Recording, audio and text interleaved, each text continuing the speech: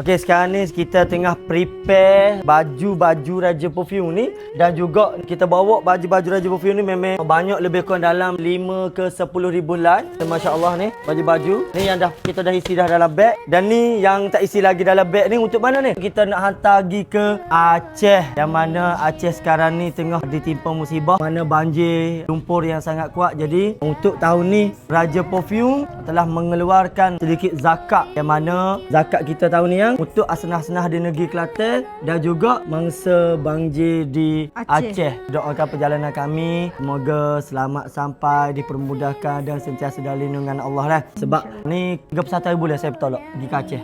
Cuma isteri saya tak pergi lah sebab dia tengah jangan nak rojak pergi juga.